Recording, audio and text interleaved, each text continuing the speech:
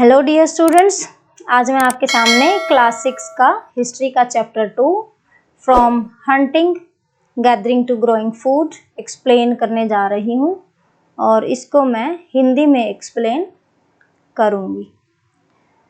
इसमें हम डिस्कस करेंगे कि कैसे अर्ली मैन जो है स्टार्टिंग में जो कि एक हंटर था, गैदरर था, कैसे धीरे धीरे जो है उसने क्रॉप्स उगाने शुरू की, कैसे एनिमल्स को उसने पालना शुरू किया और कैसे उसने एक सेटल्ड जीवन जीना शुरू किया। सबसे पहले इसमें तुषार की ट्रेन जर्नी के बारे में बताया गया है। तुषार एक यंग लड़का है जो कि ट्रैवल कर रहा है ट्रेन में फ्रॉम दिल्ली टू चेन्नई, और उनके जो अंकल हैं वो तुषार को बताते हैं जो ट्रेन इंडिया में स्टार्ट हुई थी 150 ईयर्स अगो, वहाँ से लेके आज तक ट्रेन की जर्नी कैसी रही।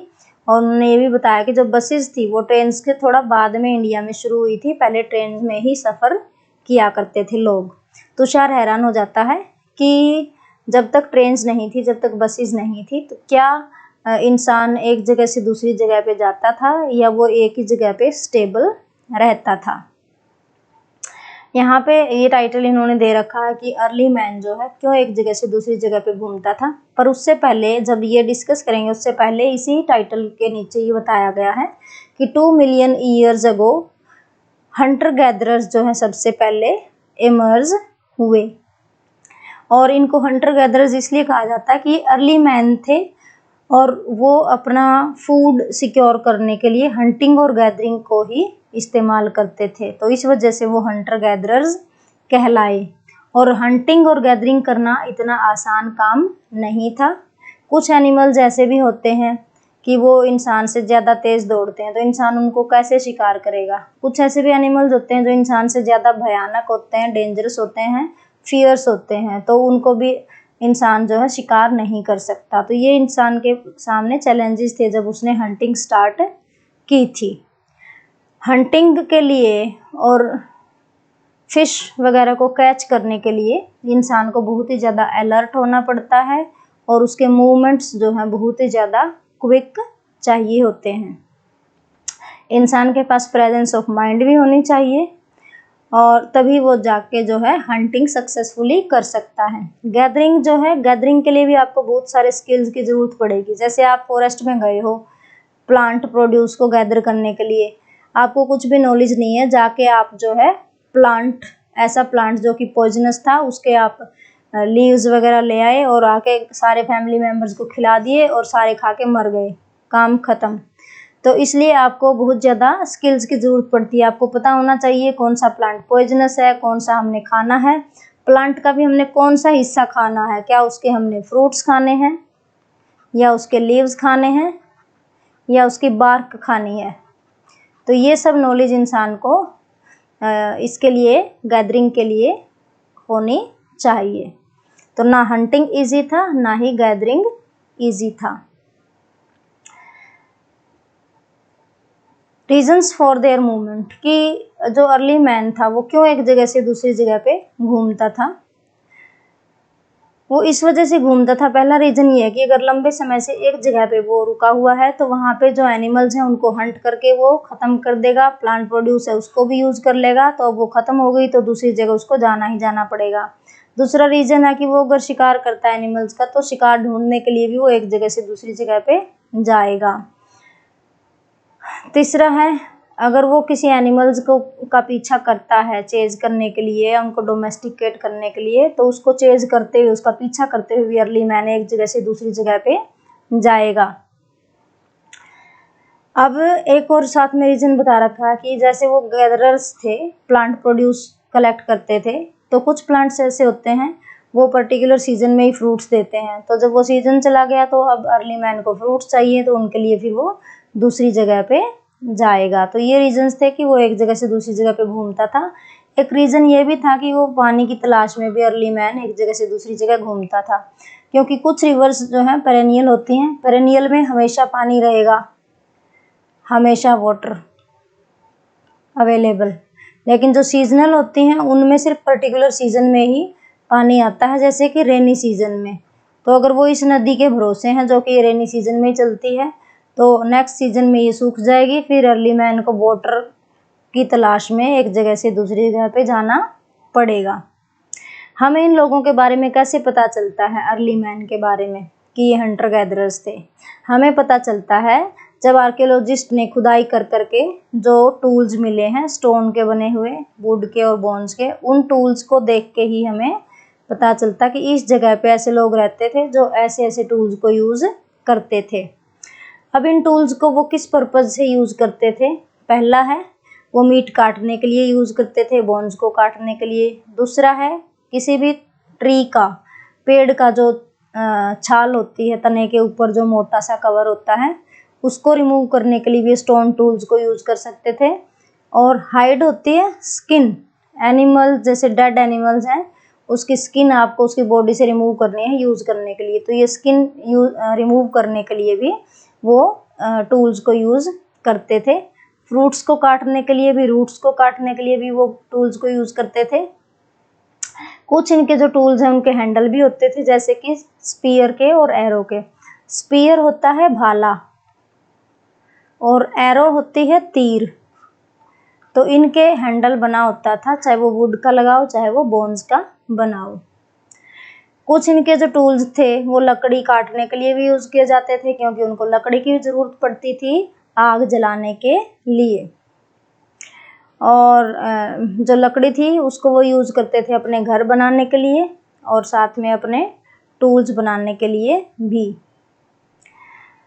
अब ये डिस्कस करते हैं कि जो अर्ली मैन था, आदि मानव था, वो कैसे किसी भी जगह को चूज़ करता था रहने के लिए, कि क्या देखेगा अगर उसको एक जगह पे रहना है तो कुछ तो देखेगा, वहाँ पे पानी अवेलेबल है, वहाँ पे चीज़ें अवेलेबल हैं। तो अर्ली मैन की सबसे पहले यहाँ पे बता रखा कि जो रेड ट्रायंगल वाली जो साइट्स हैं, जैसे ये भीमबेटका केव्स हैं, ये कुरनूल केव्स हैं, ये हंसगी है यहाँ पे, तो ये जो साइट्स हैं, ये जो प्लेसेस हैं, यहाँ पे हंटर गैदरर्स रहते थे।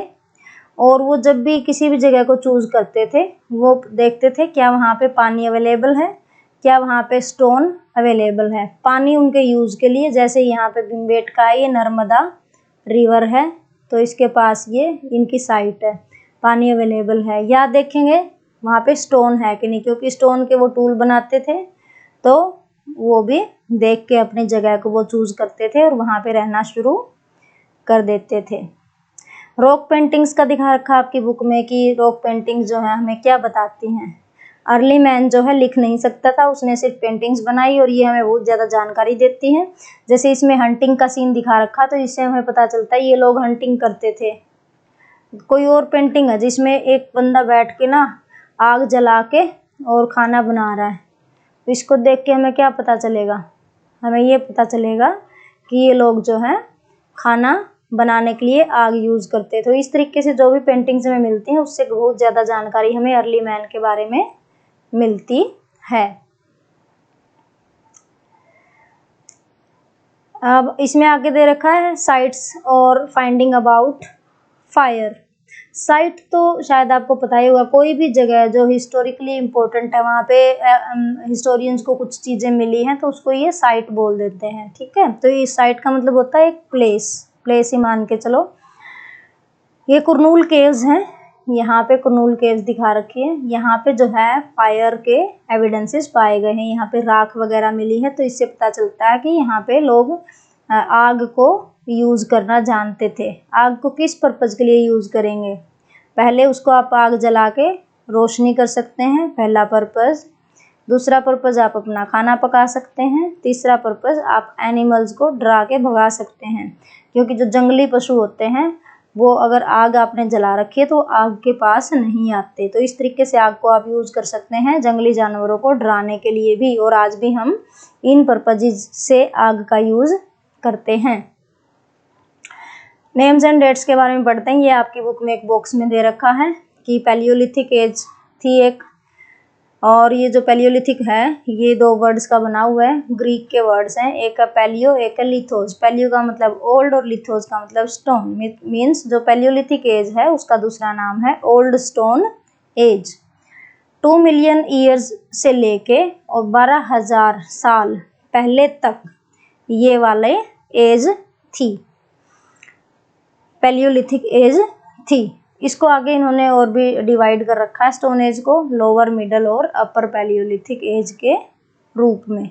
जो पूरी ह्यूमन हिस्ट्री है, अगर हम उसको काउंट करें, जितने भी किंगडम्स थे, मौर्याज, गुप्ताज, मुगल्स एटसेट्रा, और पूरी ये स्टोन वाली एज थी, अगर सारी को हम 100 मान के चलें हिस्ट्री में, तो उस 100 में से 99 तो स्टोन एज का ही है, और बाकी के सारे राजा जो हैं 1% टाइम में उन्होंने रूल किया। जो एनवायरमेंटल चेंजेस थे वो 12,000 साल पहले स्टार्ट हुए थे, और तब जो है 12,000 साल से लेके और 10,000 तक का जो पीरियड है उसको मेसोलिथिक एज बोलते हैं। इस एज में उन्होंने छोटे छोटे टूल्स यूज करने शुरू कर दिए थे, और उन छोटे टूल्स को माइक्रोलिथ्स बोलते हैं। माइक्रो का मतलब होता है छोटा, लिथ्स का मतलब स्टोन के टूल्स। और ये जो माइक्रोलिथ्स थे, इनके छोटे छोटे हैंडल भी लगे हुए थे, चाहे वो हैंडल बोन्स का बना हुआ है, चाहे वो लकड़ी का बना है। After 10,000 next age is neolithic age. Neolithic age जो थी उसमें थोड़े बहुत चेंजेस और ज़्यादा आ गए थे स्टोन टूल्स के यूज़ में। चलिए स्टोन एज को हम अच्छे समझते हैं। डियर स्टूडेंट्स, यहाँ पे मैं आपको ये बताना चाहूँगी कि जो अर्ली मैन का जो टाइम पीरियड था, जब वो स्टोन टूल्स को यूज़ करता था, जब तक उसने स्टोन टूल्स को यूज़ किया, वो वाला सारा पीरियड जो है स्टोन एज कहलाता है।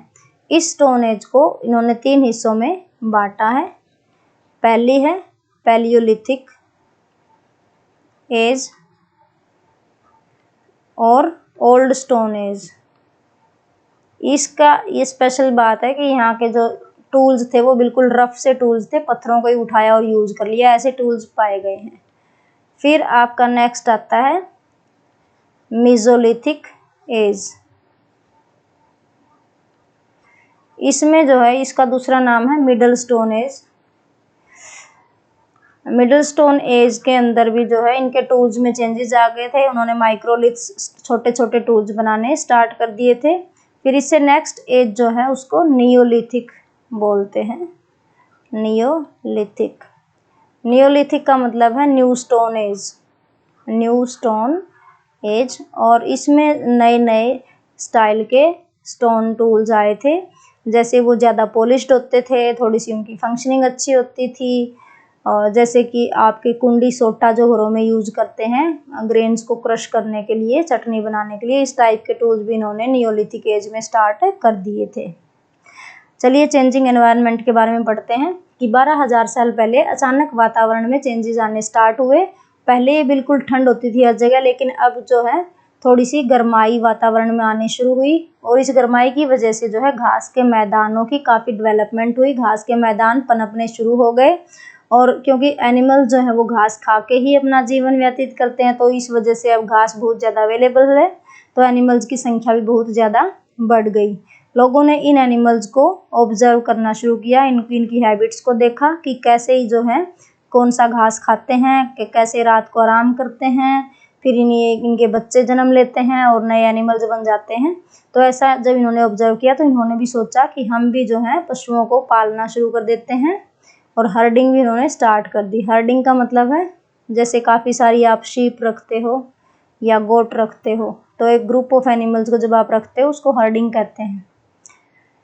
अब इन्होंने फिशिंग को भी स्टार्ट कर दिया।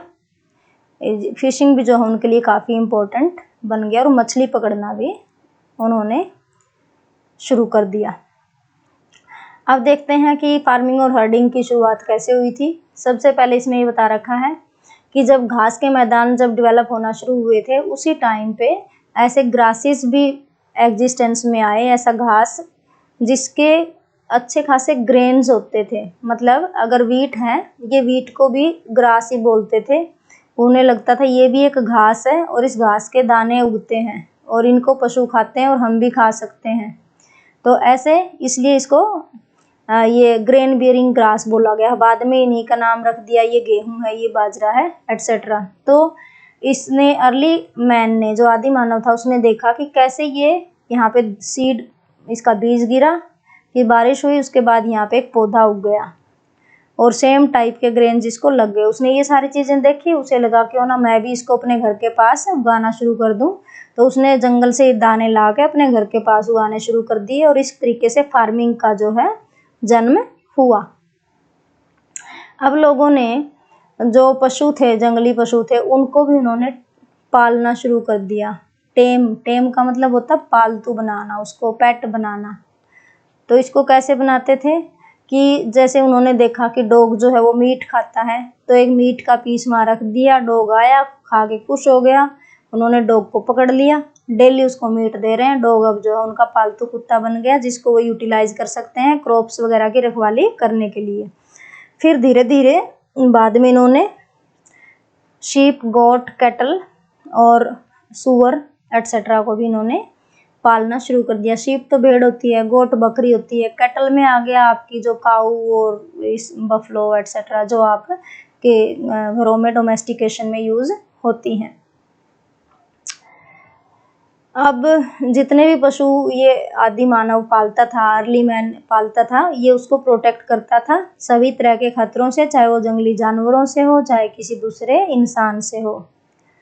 अब ये डोमेस्टिकेशन जो करते थे, चाहे वो प्लांट्स का है चाहे एनिमल्स का है, वो क्या सोच के करते थे, कौन से प्लांट को वो सेलेक्ट करना चाहेंगे घर के पास उगाने के लिए। वो ये देखेंगे इस प्लांट को कोई बार बार कोई डिजीज तो नहीं हो जाती कि सारे दाने खराब हो जाते हों।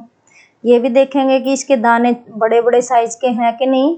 ये भी देखेंगे कि इसका जो तना है वो स्ट्रॉन्ग है कि नहीं। पता चले तना इतना पतला सा है, उसके ऊपर मोटे मोटे ग्रेन लग गए, वो गिर गया नीचे, फिर फिनिश। तो इसलिए ये मजबूत तने वाला प्लांट भी वो सेलेक्ट करते थे, ताकि जब इसके ऊपर ग्रेन्स लगे तो ये टूट के नीचे ना गिर जाए। फिर जो है वो सीड्स को कलेक्ट करते थे इन सेलेक्टेड प्लांट्स में से, और फिर वो अपने घर के पास उगा लेते थे। तो इस तरीके से वो खेती करना उन्होंने शुरू किया था। एनिमल्स को कैसे सेलेक्ट करेंगे, जब उन्होंने इसको पेट बनाना है, तो पालतू बनाना है, तो उसमें भी वो यही देखेंगे कि एनिमल जो है थोड़ा शरीफ सा हो, ऐसे ना कि शेर। पता चले शेर को ले आए, बोले चलो इसको पालतू बनाते हैं, पकड़ के घर पे तो ले आए, आते ही सबको मार के खा गया। तो इस टाइप के वो एडवेंचर नहीं करते थे। वो ये देख के ही पशु पालते थे कि पशु जो है जेंटल है, it will not harm others. अब जो धीरे धीरे इन्होंने जो एनिमल्स को पालतू बनाया, घर पे रखा, ये जो पशु थे वो जंगली पशुओं से थोड़ा थोड़ा अलग होते गए।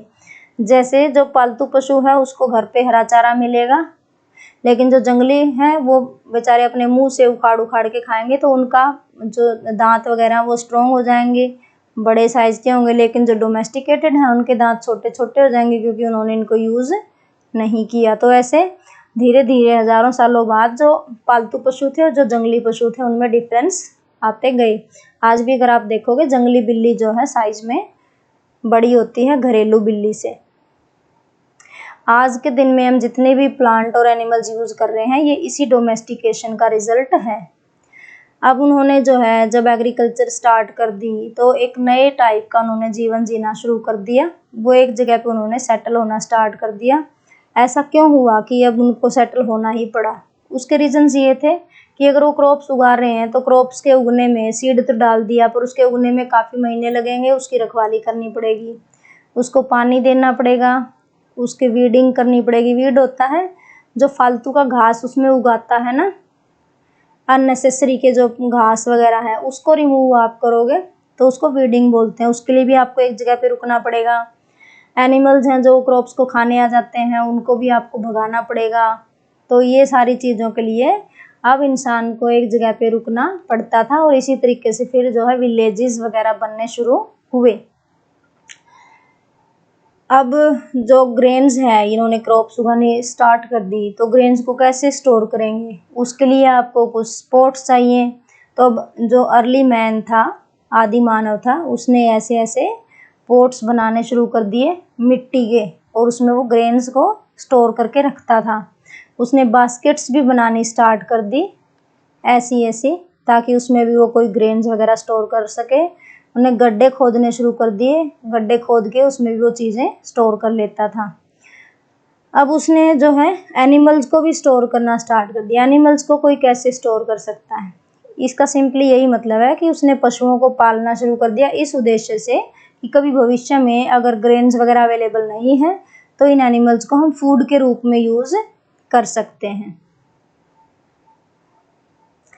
Finding about the first farmers and herders. यहाँ पे इसमें ये बताया गया है कि जितने भी ब्लू स्क्वेयर वाली साइट्स हैं, जैसे ये ऊपर बुर्जा होम, मेहरगढ़, ये कोलडीवा, महागारा, हेलूर और ये पय्यमपल्ली और इधर ये दाउजली हार्डिंग, ये ऐसी साइट्स हैं जहाँ पे जो है फार्मर्स और हर्डर्स के एविडेंसेस पाए गए हैं। तो कैसे पता चलता है कि यहाँ पे फार्मर्स हर्डर थे, हंटर नहीं थे? कि जब जो आर्कियोलॉजिस्ट हैं यहाँ के खुदाई करेंगे इस साइट की, अगर खुदाई में आपको सिर्फ प्लांट रिमेन्स मिलते हैं और एनिमल रिमेन्स मिलते हैं जो कि डोमेस्टिकेटेड एनिमल्स थे, जैसे गाय भैंस वगैरह के, तो इससे उनको पता चल जाएगा कि यहाँ पे जो है फार्मर्स रहते थे और एनिमल्स भी डोमेस्टिकेटेड हैं जो किसान रखते हैं। तो ये भी इसी बात का सबूत है कि ये किसानों की साइट्स हैं। Towards a settled life, further यहाँ पे ये बताया गया है कि कई जगहों पे जो है हट्स के और हाउसेस के भी एविडेंसेस पाए गए हैं, जैसे बुर्जा होम जम्मू एंड कश्मीर में, ये इसका एग्जाम्पल दे रखा है। यहाँ पे लोग अपने घर बनाते थे ज़मीन में गड्ढा खोद के, उसको पिट हाउस बोलते थे। और ये जो पिट हाउस होता था, इसके अंदर भी चूल्हे पाए गए हैं और इसके बाहर भी चूल्हे पाए गए हैं। इसका मतलब ये है कि जैसा भी वेदर होगा उसके बेसिस पे ये इसमें फूड वगैरह इस चूल्हे में बनाएंगे, कुक करेंगे। क्योंकि अगर बहुत ज़्यादा ठंड है तो वो ज़मीन के अंदर ही अपना फूड प्रिपेयर कर लेंगे। अगर वेदर जो है अब डिफरेंट है, गर्मी है, तो वो अंदर से बाहर निकलेंगे पिट हाउस से और बाहर वाले चूल्हे में अपना खाना बना लेंगे। मतलब एक चूल्हा घर के अंदर, एक चूल्हा घर के बाहर। स्टोन टूल्स, ये नियोलिथिक टूल्स के बारे में यहाँ पे थोड़ा सा बता रखा है कि जो नए टाइप के टूल्स थे उनको नियोलिथिक टूल्स कहते हैं। और इन नियोलिथिक टूल्स की स्पेशल बात ये थी कि ये पॉलिश्ड थे, इनका सरफेस जो है चिकना था। और कुछ इस टाइप के भी टूल्स यहाँ पे पाए गए, जैसे दे रखा है मोटर और पैसल। पैसल ये वाला होता है और ये मोटर कहलाता है नीचे वाला। इसमें आप ग्रेन्स वगैरह को क्रश कर सकते हैं। और जो नियोलिथिक टूल्स यूज़ किए जाते थे नियोलिथिक एज में, उस टाइम पैलियोलिथिक टूल्स को भी यूज़ करते थे। इसका मतलब ये है कि जब इंसान ने ऐसे नए नए टूल्स बना लिए, इसका मतलब ये नहीं है कि उसने पुराने वाले टूल जो है नदी में फेंक दिए थे। पुराने वाले टूल्स को भी वो यूज़ करता था और जो नए टूल्स उसने बनाए हैं उसको भी वो यूज़ करता था। कुछ मिट्टी के बने हुए पोट्स भी पाए गए हैं। इन पोट्स को जो है अर्ली मैन कुकिंग के लिए यूज़ करता था, खाना बनाने के लिए यूज़ करता था। इसमें वो राइस पकाता था, गेहूँ पकाता था, दालें वगैरह बना के पका के खाता था। लंटीन्स होती हैं पल्सेस, दालें। और ये जो है इनके भोजन का विशेष हिस्सा होती थी राइस, व्हीट और दाल। अब उसने कपड़ा बुनाना भी स्टार्ट कर दिया था। और ये जो चेंजेस हैं ये बिल्कुल धीरे धीरे हज़ारों सालों में आए। ऐसा नहीं है कि सीधा उसने पैलियोलिथिक से छलांग मारी नियोलिथिक पे और फिर सीधा क्रॉप्स उगाने शुरू कर दी। हज़ारों साल में जो है एक छोटा सा चेंज इंसान के अंदर आता था, उसके लाइफस्टाइल के अंदर आता था। कुछ जगहों पे इन्होंने जो है अर्ली मैन ने काफ़ी सारी एक्टिविटीज़ को कंबाइन करके यूज करने की कोशिश की। जैसे हंटिंग भी प्रैक्टिस कर रहा है, साथ में गैदरिंग भी कर लेता था और साथ में एग्रीकल्चर भी प्रैक्टिस कर लेते थे। तो इस तरीके से उन्होंने कोशिश की कि डिफरेंट एक्टिविटीज़ को हम कंबाइन कर लें।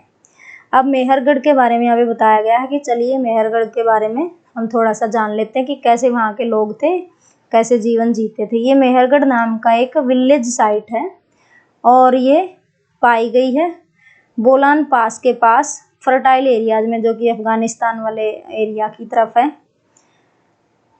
और यहाँ से ईरान को जाने वाला रूट भी इसी जगह से होके जाता है, मेहरगढ़ से। मेहरगढ़ को ऐसा माना जाता है कि शायद ये यहाँ पे ये वो जगह है जहाँ पे इंसान ने पहली बार बारले और वीट उगाना शुरू किया। बारले होती है जौ और वीट होती है गेहूँ। तो यहाँ पे सबसे पहले इंसान ने इनको उगाना शुरू किया। और जो इसने एनिमल्स को रियर करना भी, पशुओं को पालना भी यहाँ पे इसने स्टार्ट किया अर्ली मैन ने। ये जो मेहरगढ़ है ये सबसे पुराने गांव में से एक गांव है। यहाँ के जो अर्लीस्ट लेवल थे खुदाई के उनमें से जो है डियर और पिग की हड्डियां पाई गई हैं, और सेकंड लेटर लेवल से शीप और गोट की हड्डियां पाई गई हैं, और बिल्कुल लेटर लेवल से जो है कैटल बोन्स पाई गई हैं। ये समझना बहुत जरूरी है। ये लेवल्स क्या होते हैं? लेवल्स होते हैं जैसे कोई एक जगह पे रह रहा है हजारों सालों तक, वहाँ पे वो हंटिंग गैदरिंग कर रहा है, गया शिकार किया उसने, मार के ले आया घर के पास, खाया, हड्डियां इधर उधर फेंक दी है। वो जब मर गए यहाँ पे रेत जम गया, एक लेयर बन गई, एक लेवल हो गया, ठीक है।